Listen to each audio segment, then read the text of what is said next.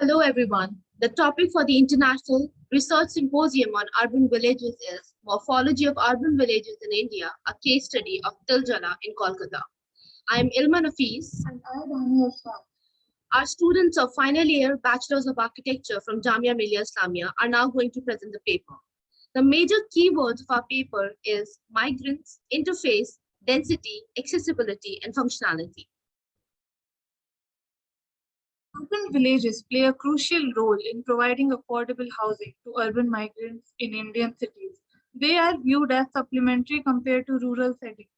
They are of central importance for studying so that we can learn how the morphology of these informal settlements affects urban life. This paper, therefore, investigates the morphology of urban villages using the case study of Tiljala in Kolkata. The morphology of this urban village is tested against four main elements of urban morphology: urban density, accessibility, functional mix, and urban interface. The paper intends to understand the informal morphology of the village and how it stands in context to a city and what impact it has on aggressive redevelopment and what role it plays in the eradication of policies so that we can understand these in-between zones that have created a fluidity to bridge the urban-rural divide and has converted into a unique character area, play a vital supportive role for the city. The dominant neoliberal urban development regime approaches urban villages as a social, spatial, economic, and political problem. And this particular case study analysis will aim to examine them as an everyday space, performative space, and a neighborhood. Combining these three provides a multifaceted understanding of urban villages, unique spatial attributes, and social roles by evoking spatial and social processes that take place in most urban villages across India. The site is located in the neighborhood of Topsia, primarily occupied by the scheduled caste.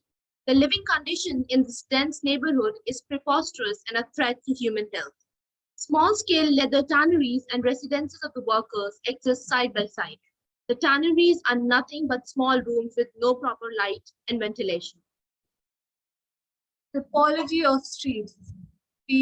There are at least 7 functional entrances to the site through the streets branching out from the main roads like EM Bypass and Tiljala Road. The formation of pathways internally is formed by the gaps that exist in between the buildings, which the user began to use as connections to go through the sites from one place to another. This led to the organic pattern and the dead ends of the road. The following diagram shows the distribution of various typologies of the road that got the functionality based on the way they are being used by the entire neighborhood and have not been designed for the purpose but induced to fit the function. The induced parts are the existing gaps that do not allow for large vehicles to move through them but would be a feasible area for the bikes and the motorcycles to move through and also act as vendor spaces. The planning for central Kolkata was more organically laid with no proper order of the network of roads that exists. The neighborhood is tightly packed with buildings all around and no breathing space in between. This also led to the uh, formation of nodes, which basically are the conflict points. The gap between any two buildings acted as internal access to the neighborhood, walking from one side of the road and getting out another. The pattern is low rise and high density. The functional location of the site is surrounded by other neighborhoods around the vicinity of the site. There are various public utilities available within a 1 mile radius. There are basic resources available within a distance of half a mile. The utilities in the site, such as drainage and electrical supply, are available. The utilities determine, to some limit, the overall arrangement of Tiljala. The drainage facilities are exposed and are a major cause for unhygienic state due to the release of industrial pollutants.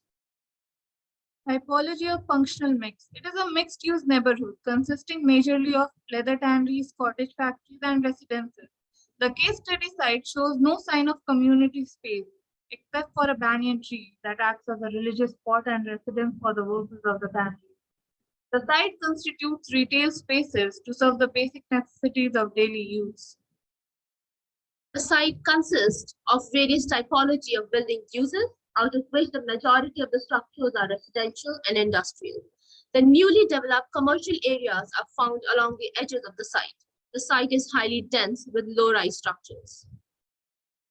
Typology of functional mix. With time, the structures within the site evolved according to the social and economic feasibility of the strata of the community residing there. This led to a decline in the vernacular element that existed over a period in time, leaving only certain elements having architectural character of the place. The structures existed on the site for a long time, which led to the structural disintegrity.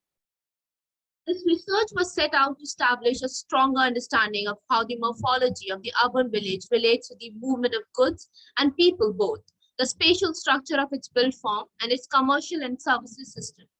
The urban village of Tiljala in Kolkatta was selected for the study because it continues to conform to the process of self-development.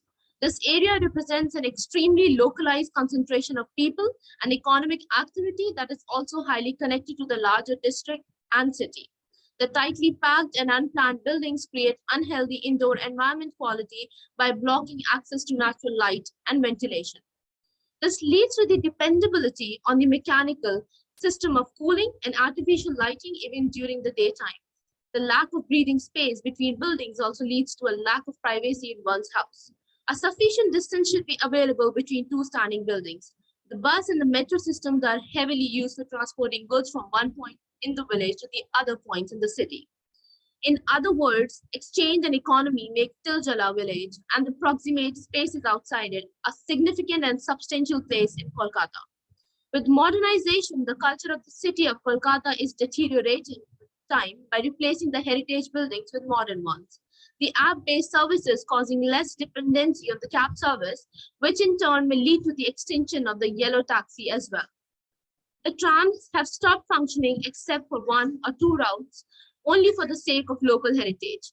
These services should be more in use for the local community rather than a shift that is observed lately. The locality of Tiljala is unplanned, organic hub that lacks in terms of infrastructure and recreation.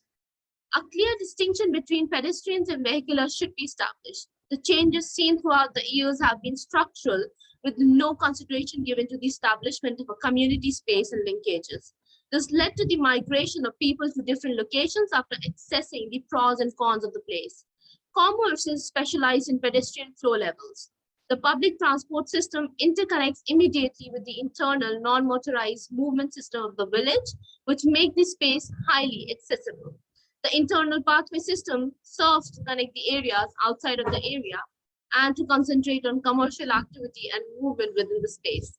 The forms, network, and land use distributions of Tiljala village constitute an integrated urban system that, whatever its faults or ultimate fate is, might hold some lessons for managing these places. Thank you.